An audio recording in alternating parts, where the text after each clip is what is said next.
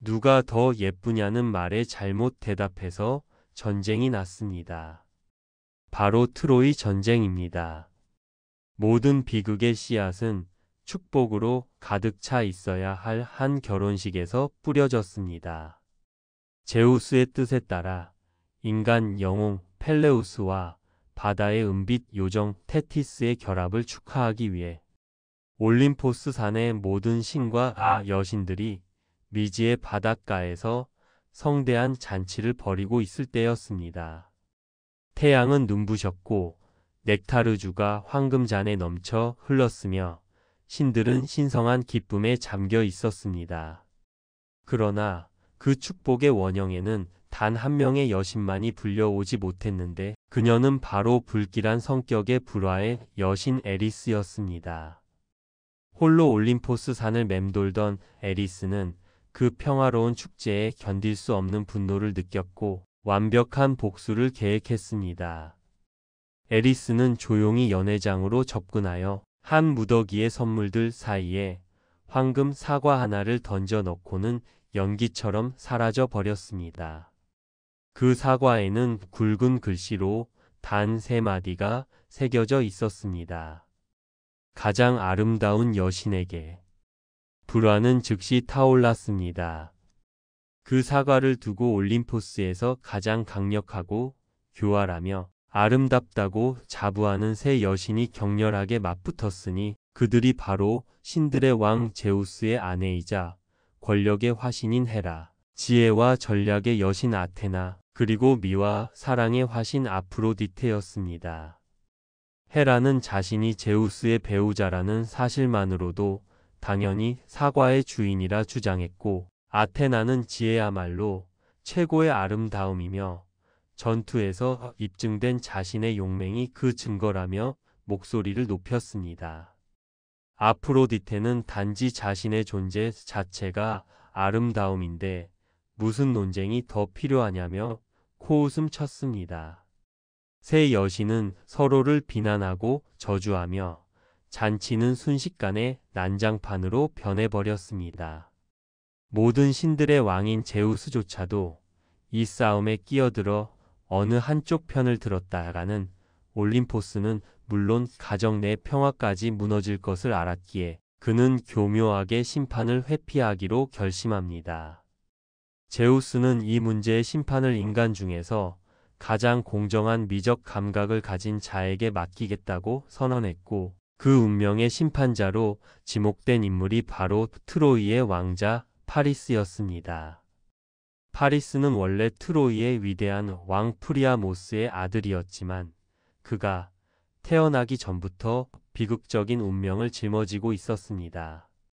그의 어머니 헤카베는 출산 전 파리스가 트로이의 멸망을 가져올 불타는 횃불을 낳는 꿈을 꾸었고, 두려움에 질린 왕실은 선견지명이 있는 예언가들의 조언에 따라 갓 태어난 파리스를 이래 산의 깊은 숲 속에 버리도록 명령했습니다.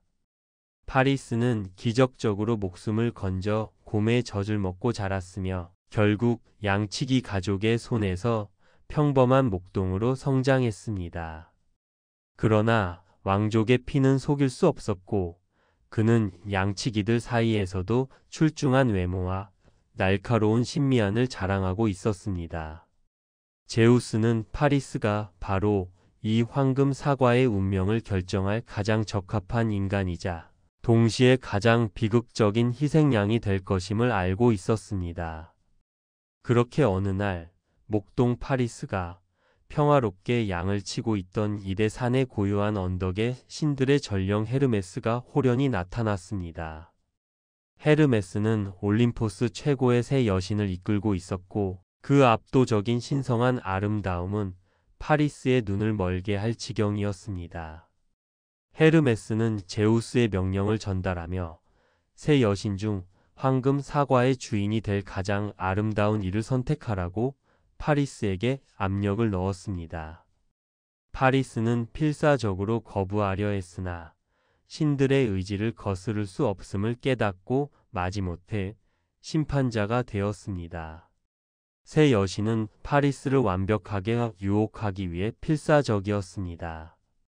그들은 각자의 신성한 옷을 벗어 던지고 인간의 육체가 닿을 수 없는 완벽한 아름다움을 드러냈습니다. 가장 먼저 나선 것은 헤라였습니다. 그녀는 위엄과 권위로 파리스를 압도하며 나를 선택하면 너를 최고 통치자로 만들어줄 것이다. 너는 거대한 도시들을 정복하고 부와 명예를 얻어 세계를 호령하게 될 것이다. 너의 이름은 역사에 길이 남을 것이다. 라고 속삭였습니다. 이는 파리스가 본래 가지고 있었던 왕자로서의 권력욕을 건드리는 제안이었습니다. 두 번째는 아테나였습니다. 그녀는 빛나는 갑옷을 잠시 내려놓고도 날카로운 지혜를 잃지 않았습니다. 나를 선택한다면 나는 너에게 전투에서의 무적의 지혜와 전략을 줄 것이다. 너는 단순한 왕자가 아니라 위대한 사상가이자 군사적 천재로 기억될 것이다. 어떤 전쟁에서도 패배하지 않는 영웅이 될 것이다. 라 유혹했습니다. 이는 인간으로서 가질 수 있는 가장 고귀한 명예와 지적인 우월감을 약속하는 것이었습니다. 마지막으로 아프로디테가 나섰습니다. 그녀는 주변의 풀잎마저 생기를 잃을 정도로 압도적인 미와 관능미를 자랑하며 다른 모든 제안을 하찮게 만들었습니다. 그녀는 파리스의 귓가에 속삭였습니다. 저들의 덧없는 권력과 지혜는 무슨 소용이 있느냐? 나는 너에게 세상에서 그 어떤 인간이나 신도 가질 수 없는 것을 주겠다. 너는 이미 결혼했지만 나는 너에게 스파르타의 왕 메넬라오스의 아내이자 인간 중 가장 아름다운 여인으로 알려진 헬레네의 맹렬한 사랑을 선사하겠다. 너는 가장 아름다운 여인의 마음을 얻고 영원한 사랑을 쟁취할 것이다. 이는 파리스의 가장 깊은 곳에 숨겨져 있던 열정적인 욕망을 직격했습니다. 파리스는 잠시 망설였습니다. 권력과 명예는 거대했지만 헬레네라는 이름이 주는 미지의 매력과 아프로디테의 관능적인 유혹 앞에서 그의 인간적인 욕망은 이성을 압도했습니다. 결국 파리스는 황금 사과를 아프로디테의 손에 쥐어주었고 이 결정이 내려지는 순간 올림포스는 두 번의 저주를 받았습니다. 패배한 헤라와 아테나는 굴욕감과 분노에 휩싸여 파리스와 그의 고향인 트로이 제국을 향해 영원한 증오와 파멸을 맹세했습니다. 파리스는 아프로디테의 미소를 얻었지만 세상에서 가장 강력한 두 여신의 저주를 한 몸에 받게 된 것입니다. 권력과 지혜를 모두 버리고 사랑을 택했던 파리스는 황금 사과를 아프로디테에게 건넨 순간 이미 자신이 걸어가야 할 가시밭길을 예비한 것이었습니다. 패배의 굴욕감에 몸서리친 두 여신, 헤라와 아테나의 분노는 올림포스 산을 뒤흔들 만큼 거대했으며 그들의 저주는 파리스의 배가 트로이의 해안을 떠나는 순간부터 집요하게 그와 트로이 전체를 따라 붙었습니다. 헤라는 파리스가 얻고자 했던 모든 것을 파괴하겠다고 맹세했고 아테나는 트로이에게 승리의 전략이란 결코 없을 것임을 못 박았습니다. 파리스는 아프로디테의 지시대로 최고의 보물과 선물을 실은 함대를 이끌고 그리스의 스파르타로 향했습니다. 신들의 저주는 이미 미세하게 움직이기 시작했습니다. 스파르타의 왕 메넬라오스는 마침 외교적인 임무를 위해 크레타 섬으로 잠시 궁을 비우게 되는데 이 우연한 부재는 헤라와 아테나가 설계한 완벽한 타이밍이었습니다. 파리스는 메넬라오스의 빈 궁궐에서 그의 아내이자 인간 중 가장 아름답다는 헬레네를 만났습니다. 아프로디테가 파리스에게 헬레네를 약속했을 때 그녀는 이미 헤파이스토스에게 주조를 의뢰했던 황금 사슬보다 더 끈끈하고 강력한 마법을 헬레네의 마음에 걸어두었습니다. 헬레네는 남편 메넬라오스의 극진한 대접을 받은 파리스에게 매료되었고 아프로디테의 강력한 유혹의 기운 속에서 그녀는 왕비로서의 명예, 어머니로서의 책임, 그리고 스파르타 왕국에서의 모든 행복을 잊어버렸습니다. 그녀는 파리스의 매혹적인 외모와 교묘한 언변에 굴복하여 트로이 왕자가 훔쳐온 보물들을 챙겨 자신의 어린 딸 헤르미오네를 뒤로한 채 깊은 밤 파리스의 배에 몸을 실었습니다. 이는 단순히 왕비의 불륜이 아니라 왕국 간의 신성한 손님 대접의 의무를 파괴한 고대 사회의 가장 큰 죄악이었으며 헤라와 아테나가 트로이를 징벌할 명분을 확정짓는 사건이었습니다. 며칠 후 크레타에서 돌아온 메넬라오스는 텅 빈 궁궐과 사라진 보물을 보고 분노와 비탄에 미쳐버렸습니다. 그의 분노는 사적인 배신감의 차원을 넘어섰습니다. 그것은 곧 그리스 전체의 명예와 신성한 맹세가 짓밟힌 것을 의미했습니다. 메넬라오스는 즉시 그의 형이자 그리스 연합군의 실질적인 지도자인 미케네의 왕 아가멤논에게 달려갔습니다.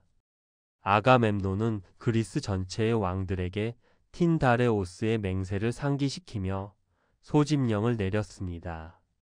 틴다레오스의 맹세란 헬레네가 결혼 상대를 정할 당시 수많은 구혼자들이 헬레네의 남편이 공경에 처하면 모두 함께 돕겠다고 맹세했던 약속이었습니다.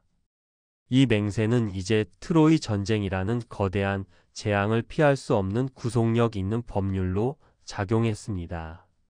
그리스 전역에서 함대가 모여들기 시작했습니다. 이타카의 교활한 왕 오디세우스는 참전을 피하려고 미친 척 연기했지만 발각되어 합류했고, 그리스 최고의 영웅이자 테티스의 아들인 아킬레우스 역시 어머니의 간절한 만류에도 불구하고 불멸의 영광을 좇아 참전했습니다. 마침내 수천 척의 전함과 수만 명의 병사들이 아울리스의 항구에 집결하여 트로이로 출항할 준비를 마쳤습니다. 그러나 여기서 헤라와 아테나의 맹렬한 저주가 가장 직접적이고 비극적인 방식으로 발현되었습니다. 거대한 함대가 항구에 집결했음에도 불구하고 트로이로 향할 순풍이 단 한 줄기도 불지 않았습니다. 하늘은 잔잔했고 바다는 거울처럼 고요했지만 이는 자연현상이 아니었습니다. 헤라와 아테나는 바람의 신들을 조종하여 완벽한 무풍 상태를 만들어냈고, 그리스 함대는 아울리스에서 꼼짝없이 발이 묶여 식량과 사기가 바닥을 치기 시작했습니다. 초조해진 총사령관 아가멤논은 신탁을 구했고 예언자는 충격적인 결과를 내놓았습니다. 이는 여신 아르테미스의 분노 때문인데, 그 분노는 아가멤논이 이전에 그녀의 신성한 사슴을 죽이고 나의 궁술이 아르테미스보다 낫다고 오만하게 말한 데서 비롯되었습니다. 그리고 아르테미스의 분노를 풀고 순풍을 얻을 수 있는 유일한 방법은 아가멤논의 가장 소중한 딸인 아름다운 공주 이피게네이아를 산제물로 바치는 것이었습니다. 이것이야말로 헤라와 아테나가 설계한 궁극의 복수였습니다. 파리스의 심판에서 패배한 헤라는 아가멤논 가문에 영원히 풀 수 없는 비극을 심어주어 파리스가 아닌 승리자의 피에도 전쟁의 저주를 새기고자 했습니다. 아가멤논은 고뇌했습니다. 전쟁을 포기하고 돌아가면 그리스 연합은 분열되고 메넬라오스에게 영원히 조롱당할 것이며 자신의 명예는 땅에 떨어질 것입니다. 그러나 딸을 희생하면 그는 전쟁 영웅이 되겠지만 영원히 돌아갈 수 없는 죄인이 될 것입니다. 그는 결국 명예와 권력을 택했습니다. 그는 이피게네이아에게 그리스 최고의 영웅 아킬레우스와 결혼식을 올릴 예정이라는 거짓 편지를 보내 그녀를 아울리스로 유인했습니다.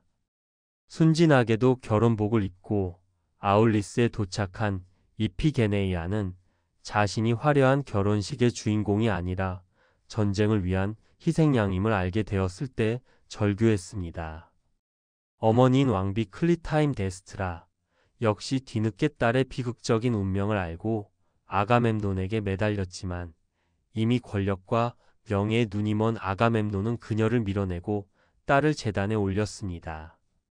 아가멤논의 칼이 내려쳐지고 무고한 이피게네이아의 피가 제단을 적시는 순간 여신 아르테미스는 마침내 만족했습니다. 그녀는 이피게네이아를 대신하여 사슴 한 마리를 남겨두고 이피게네이아의 영혼을 안개 속에 감추어 여신으로 만들어 주었다는 설도 있지만 그 순간 아가멤논의 아내 클리타임네스트라의 가슴에는 남편을 향한 치명적인 복수심이 싹트기 시작했습니다. 트로이 전쟁은 이미 시작되기도 전에 총사령관의 가정을 피로 물들이며 돌이킬 수 없는 파멸의 길로 접어들었습니다.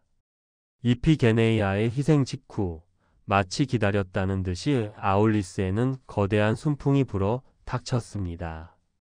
피의 저주를 싣고 그리스 함대는 드디어 10년간의 처절한 전쟁을 위해 트로이로 향했고 헤라와 아테나의 저주는 이제 트로이의 성벽 아래에서 매 순간 그리스 연합을 위협하며 그 결과를 만들어 낼 준비를 마쳤습니다. 트로이가 멸망할 때까지 이 비극은 멈추지 않을 것이었습니다. 새 여신의 미인 대회가 트로이 전쟁이라는 비극을 불러온 것입니다.